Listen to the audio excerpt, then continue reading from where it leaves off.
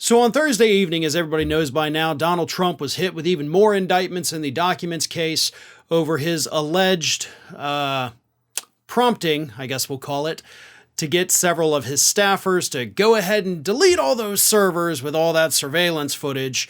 And of course, this order came 3 days after Donald Trump had been subpoenaed, so it's basically attempt to destroy evidence in the case against him.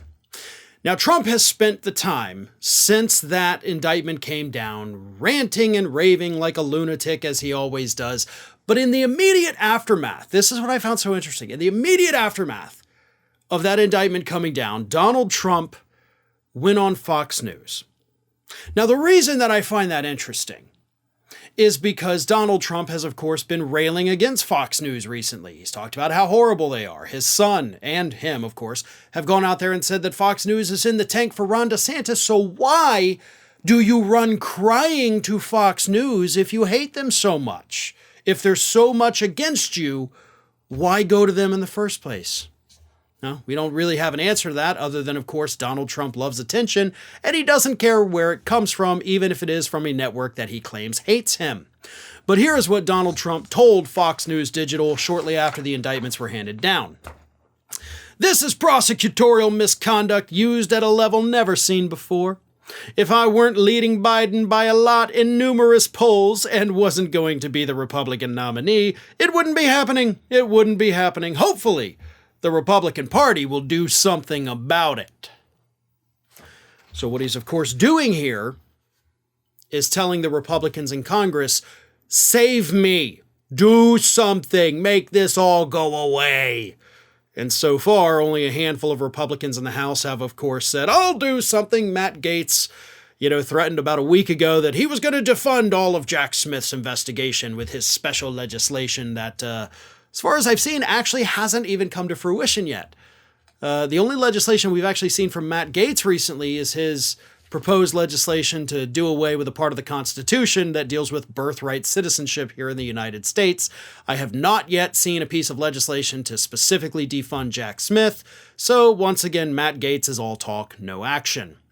But either way, let's examine Donald Trump's claim here that, again, he told Fox News. Prosecutorial misconduct. That is a phrase that Donald Trump has used repeatedly while talking about all these indictments he is facing, yet not once has he explained what it means. What I'm assuming is that somebody far smarter than Donald Trump mentioned that phrase one time, and Trump overheard it and just committed it to his vocabulary. Like, that is now a phrase I am going to use and I'm going to throw it out every 5 seconds. Prosecutorial misconduct, I like the sound of that. And so that's what it is. He can't define it, much like Republicans can't define woke, but he likes saying it, so he's going to keep saying it. But then all the polls, right? Okay, the polls, numerous polls, he says, show that he is beating Biden. Bullcrap. Actually, as of all of the latest polling data, there isn't a single poll that actually shows Donald Trump beating Joe Biden in a head-to-head matchup. That's simply, that's just a straight-up lie. He is not beating Biden in any polls. He hasn't beaten Biden in any polls, by the way, I think since March. So, yeah, you really can't make that argument because there's no polling to actually back it up, even though he did post some polls on Truth Social, but they were all related to his standing in the Republican primary. His campaign, however, did issue a statement here. The statement says this.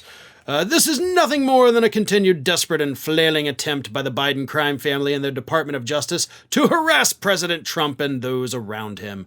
Deranged Jack Smith knows that they have no case and is casting about for any way to salvage their illegal witch hunt and to get someone other than Donald Trump to run against crooked Joe Biden. Once again, going to have to repeat the fact that literally you're the best candidate to run against Biden because you're the easiest to beat. Now, I say that, but it kind of looks like Rhon DeSantis might also be the easiest to beat. But Donald, believe me when I say that they want to run against you. Everybody on the left pretty much says, yes, please make Donald Trump your candidate because there's no chance in hell he's going to win an election. So stop with that. Nobody's trying to keep you out of the race except for Republicans. They're the ones who don't like you. Your own party. Everybody on the left is like, dude, go ahead and give him the crown right now. He is your nominee. That's what we're running against. So, yeah, again, with the lies. Jack Smith, of course, is not deranged, but I'm sure all of these personal attacks against him are, going to bode well for you when all of this is said and done, right? Bottom line here, obviously, Trump is freaking out. The walls are closing in. Things are getting worse. And they're going to continue to get worse until we ultimately get to those trials where at that point they're probably going to get even worse from there. So bad times ahead for everybody in this country named Donald J. Trump. I guess not everybody named Donald J. Trump, because Junior, I don't think he's facing legal problems. Well, no, he is facing legal problems in New York. Totally forgot about that. So yeah, everybody named Donald J. Trump, buckle up, because your life is probably going to get much worse in the near future. Hey everyone, this is Aspen. And did you know that for the low cost of $0 per day, you can subscribe to the Fair and Balanced YouTube channel? We also encourage you to like, comment, and share, but again, click that subscribe button and help Aspen not be so grumpy.